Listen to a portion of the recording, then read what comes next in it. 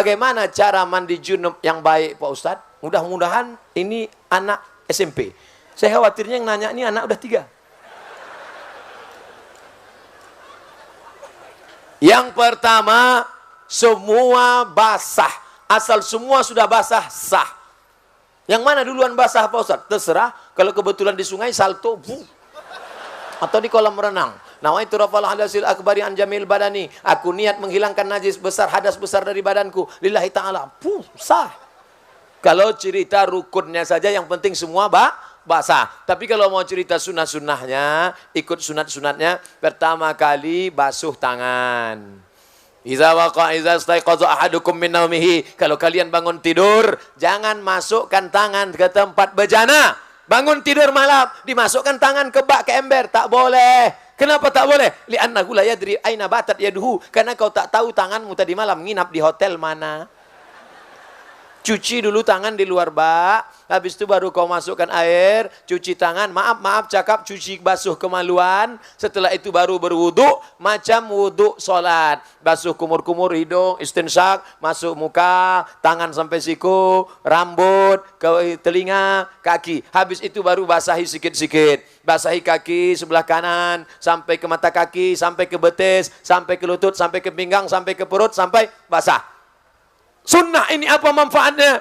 Coba baca tulisan. Stroke di kamar mandi. Kenapa orang stroke di kamar mandi? Karena air dingin langsung siram ke kepala. Ketika kulit kepala terasa dingin, darah dari jantung langsung menyembur ingin memanaskan otak kepala. Tapi karena paralonnya tersumbat, maka macet. Coba putar keran, buka keran besar-besar, tapi kemudian pipanya disumbat. Apa yang terjadi? Bam! Pecah pembuluh darah. Macam paham aja Ustadz nih. Kalau tak percaya sama saya tanya dokter. Betul kan Pak Dokter?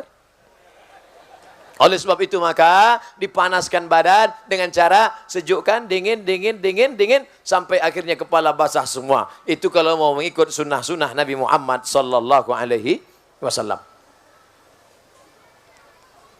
Assalamualaikum Pak Ustadz. Waalaikumsalam warahmatullahi wabarakatuh. Apa pendapat Ustadz Somad terhadap vaksin MR yang sudah dilaksanakan di Kepri khususnya, namun belum memiliki sertifikat halal? Sampai hari ini, Majelis Ulama Indonesia belum mengeluarkan label halal terhadap vaksin itu. Ini vaksinnya. Vaksin ini belum ada label halalnya. Saya sudah telepon langsung ke MUI Pusat. Waktu saya diminta sosialisasi di Dinas Kesehatan.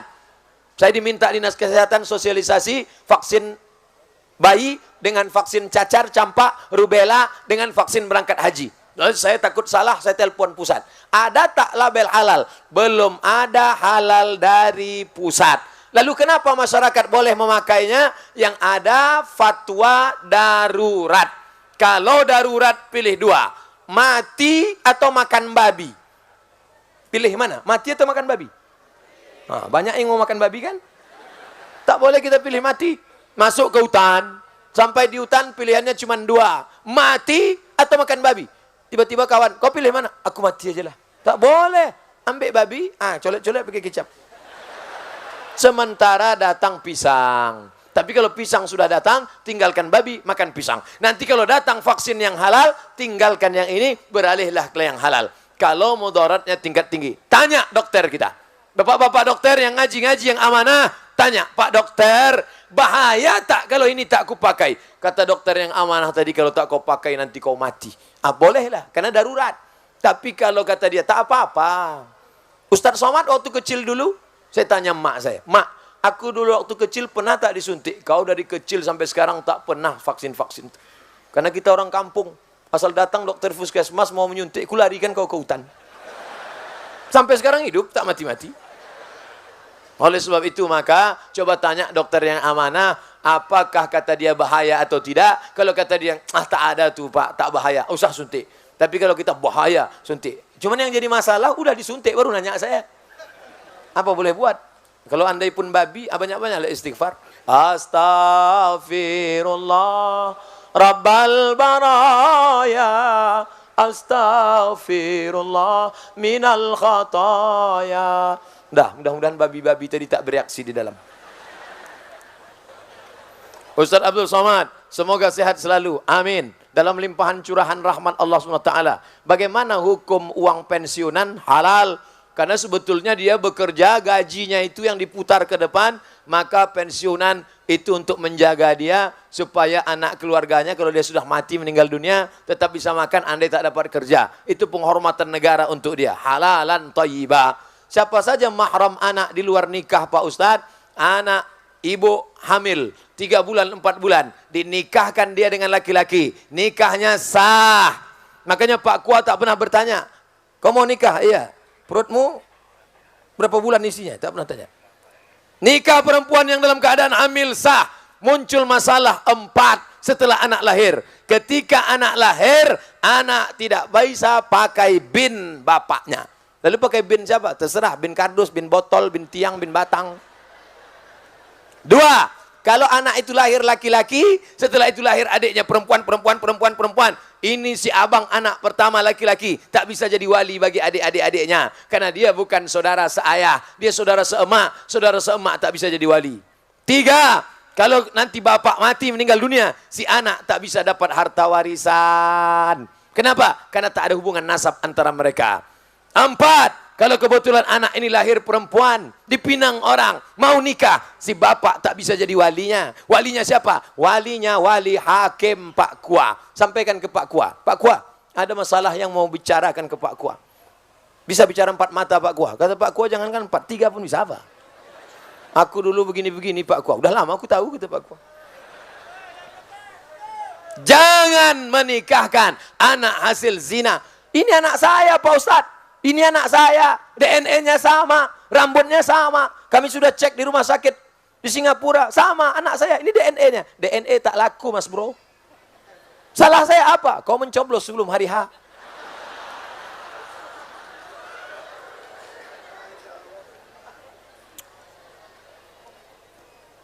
Apakah anak yang dilahirkan di luar nikah dengan ayahnya atau adik laki-lakinya termasuk mahram? Anak luar nikah, laki-laki.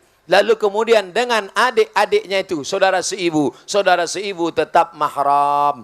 Maka dia mahram dengan saudara-saudaranya karena dia dianggap saudara seibu. Dengan ayahnya itu bukan ayah kandungnya. Lalu apa? Tapi dia tetap tidak boleh karena sudah menikah dengan ibunya. Dianggap semacam ayah tirinya. Dia tak ada hubungan nasab. Tapi karena menikah dengan emaknya, maka dia punya hubungan disebabkan oleh pernikahan. Bukan oleh hubungan darah. Beberapa tahun yang lalu, dari Kementerian Agama telah melakukan penetapan ulang arah kiblat di seluruh Indonesia, termasuk di Tanjung Pinang. Sebagian masjid-masjid telah merubah arah kiblatnya sesuai rekomendasi dari Kemenak. Panjang betul ceritanya. Tapi ada sebagian masjid tetap bertahan dengan arah kiblat yang lama. Alasannya Kemenak menggunakan alat buatan orang kafir. Ada lagi yang beralasan kalau arah kiblatnya tidak pas betul, tidak menjadi masalah. Yang penting hatinya mengarah ke kiblat. Oh kalau gitu membelakangi kiblat aja. Mana kiblat? Belakang. Kau kenal nggak ada hati. Yang penting kan hatinya. Sama macam orang-orang yang bilang, kau kenapa tak berjilbab? Yang penting hatinya berjilbab. Nanti datang orang gila tak bercelana. Kau kenapa telanjang? Yang penting hatinya pakai baju. Otak. Ini pakai otak apa otak-otak? Tidak boleh ikut itu. Karena alatnya orang kafir. Mikrofon ini siapa yang buat nih? Mikrofon yang buat orang kafir. Itu maka tulisannya on off. Seandainya orang Islam pasti tulisannya al-hayah wal maut. Ini lampu. Ini lampu ini yang buat orang kafir. Ini lampu, ini mikrofon yang buat semua. Masjid itu kubah. Kubah masjid itu dari mana? Kubah masjid itu dari Bizantium. Bizantium itu mana? Roma. Roma itu mana? Non-Muslim. Menara. Menara itu dari mana? Menara dari Mesir. Yang membuat siapa? Yang membuatnya orang Yunani. Menara diambil dari kata nar, api. Tempat api. Mana dari Islam? Islam tidak melarang menggunakan alat non-Muslim selama yang diambil maslahatnya. Tidak diambil sebagai ibadah. Kecuali yang diambil ibadahnya, ritualnya baru tak boleh. Wala ana abidum ma'abadtum wala antum abiduna ma'abud lakum dinukum. Jelas? Tak juga jelas, kita ulang sekali lagi. Kami 5 bersaudara. 3 perempuan, 2 laki-laki. Iyalah 3 tambah 2, 5. Ada peninggalan orang tua kami yang disepakati dijual seharga 1 miliar. Oh banyak tuh. 1 miliar belikan cendol berenang kita. Belum terjual sampai sekarang. Enak tadi ceritanya di awal, ujung-ujung tak sedap. Salah seorang ingin menjual hak warisnya kepada yang lain. Pertanyaannya, bolehkah menjual hak waris tersebut? Boleh. Jadi kalau 1 miliar dibagi berapa nih Pak Ustadz? 3 perempuan, 2 laki-laki. 2 laki-laki itu kali 2, 4. 3 perempuan, 4 tambah 3 sama dengan 7. 4 tambah 3 sama dengan 7. 1 miliar bagi 7. Laki-laki 2 bagian, 1 perempuan 1 bagian. Satu yang perempuan ini sedang susah. Kujuallah bagian itu ke engkau. Boleh. Dijualnya bagiannya kepada saudaranya tadi. Maka nanti pas dijual, dia tak dapat lagi karena sudah mengambil duluan. Jelas? Saya sering menonton YouTube Pak Ustadz. Alhamdulillah. Mengenai pertanyaan dari jamaah hasil bunga bank. Tegas Pak Ustadz mengatakan bunga bank itu haram. Sekarang ini ada beberapa perusahaan pihak ketiga. Jangan ada orang ketiga di antara kita. Yang bekerja sama dengan pihak bank konvensional. Dalam hal pengelolaan anjungan tunai mandiri ATM. Tugas pihak ketiga, pengisian uang, perbaikan, sebagainya yang berkaitan dengan kelancaran operasional. Yang ingin saya tanyakan, apakah penghasilan karyawan-karyawati pihak ketiga itu sebagai sumber mereka itu berasal termasuk haram Pak Ustadz? Mereka ini menjual jasa, tidak pihak yang berkaitan langsung. 3 yang dilaknat. Siapa yang dilaknat? Akilar riba, yang makan riba. Wa mukilahu, orang yang dikasih makan riba. Wa katibahu, penulisnya, pencatatnya. Kulluhum sawa, semuanya mereka sama statusnya. Adapun orang pegawai bank beli nasi bungkus di samping rumah makan Minang Maimbau. Tiba-tiba datang pegawai bank beli. Pak, beli nasi 10 bungkus. Apa kata penjual? Kami tak jual nasi ke engkau karena duit kau haram. Bapak jual semen, toko bangunan, datang orang beli. Pak, saya beli semen 10 sak. Apakah Bapak tanya, duit kau dari mana? Duit halal apa duit haram? Yang penting barang yang kita jual halal. Yang penting barang yang kita jual halal. Nah, ini menjual jasa. Jasa yang dia jual halal, tidak terkait langsung. Adapun kalau dia langsung baru menjadi haram. Penulisnya, saksinya, orang yang diberi, orang yang memberi, orang yang meminjam, menerima pinjaman langsung. Adapun yang tak langsung, yang terkait dengan operasional, yang terkait dengan tak langsung, maka tidak disebut dengan memakan riba. Bapak Ibu yang dimuliakan Allah Subhanahu wa taala, mudah-mudahan takbir akbar kita malam ini berubah menjadi amal. Tak ada gunanya pengajian ramai. Nanti kalau ditanya orang, bagaimana pengajian malam tadi? Ramai. Apa buktinya ramai? Sampah berserak-serak besok pagi. Semua sampah masukkan ke kantong. Yang membawa botol, bawa balik, letakkan di tempat sampah. Saya sendiri saya bawa. Nih, tak boleh sebar, saya bawa. Tak boleh berserak-serak. Karena Islam mengajarkan at-tahuru satrul iman. Kesucian, kebersihan, sebagian daripada iman. Orang yang mengatakan Islam kotor, Islam jorok, gara-gara melihat lapangan. Tengok tuh, gara-gara Ustaz Somad datang, berserak sampah. Maka bersih, koran-koran, kotoran, sampah, bawa semua balik. Dan yang paling penting adalah berubah kajian malam ini menjadi amal soleh. Mudah-mudahan mengalihkan tabungan ke Bank Riau Kepri Syariah, mengalihkan ke bisnis Islami, beramal karena Allah. Yang selama ini memikirkan mati.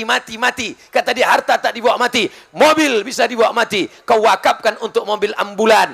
Duit bisa dibawa mati, sekolahkan anak yatim. Alhamdulillah Ustaz Somad. Sebelumnya jamaah ini pelit, tapi setelah ikut pengajian Ustaz Somad, sedekahnya meningkat. Dulu sebelum pengajian 2000, setelah ikut pengajian 2500. Ala hazihin niyah wa kulli niyatin salihah, untuk niat yang baik-baik. Al-Fatihah. A'udzu billahi minasyaitonir rajim. Bismillahirrahmanirrahim. Alhamdulillahi rabbil alamin. Ar-Rahmanir Rahim. Maliki yaumiddin. Iyyaka na'budu wa iyyaka nasta'in. Ihdinas siratal mustaqim. Siratal ladzina an'amta 'alaihim ghairil maghdubi 'alaihim waladdallin. Amin. Allahumma anzilir rahmata was salamata wal barakata ala hadhil jamaah. Turunkanlah keselamatan, kerahmatan, keberkahan kepada seluruh jamaah yang hadir malam ini ya Allah. La tada' lana dzamban illa ghafartah. Semua yang pulang dari majelis ini bersih dari dosa-dosanya ya Allah. Wala dainan illa qadaita. Hutang piutangnya tolong melunasi supaya tidak terjebak dalam riba ya Allah. Wala maridan illa syafaita. Saudara kami, sahabat kami, orang tua kami yang kau uji dengan penyakit, angkat penyakitnya, sehatkan ya Allah. Wala mayyitan illa rahimta. Yang meninggal dunia, curahkan rahmat, ampunan dan kasih sayangmu pada mereka ya Allah. Wala raghiban illa anjabta. Yang ingin punya anak, berikan anak yang saleh dan salihah. Min huffazil Quran, menjadi anak-anak penghafal Al-Quran. Wala raghiban wala aziban illa zawajta. Yang lajang, yang gadis ingin menikah, temukan dengan jodoh yang soleh dan solihah. Mudahkan urusan pernikahan mereka ya Allah. Allahumma aslih syababal muslimin. Anak-anak muda kaum muslimin, jaga mereka dari zina ya Allah. Jaga mereka dari perbuatan keji dan mungkar ya Allah. Allahumma dafa'na al-ghala wal waba wal fahsya wal riba wal zina wal munkar. Selamatkan Kepulauan Riau, selamatkan negeri-negeri kaum muslimin dari malapetaka bencana riba, zina, narkoba, perbuatan keji dan mungkar. Rabbana ighfir lana dzunubana, ampunkan dosa kami, wali walidaina, kedua orang tua kami, wali masyaikhina, guru-guru kami, wali aimmatina, pemimpin-pemimpin kami yang saleh, wali man hadarana, semua yang hadir di majelis ini ya Allah. Rabbana atina fid dunya hasanah wa fil akhirati hasanah wa qina adzabannar. Wa sallallahu ala sayyidina wa maulana Muhammad wa ala alihi wa sahbihi wa sallam. Walhamdulillahi rabbil alamin. Taqabbalallahu minkum minna wa minkum taqabbal ya karim. Terima kasih segala perhatian. Mohon maaf segala kekhilafan. Wassalamualaikum warahmatullahi wabarakatuh.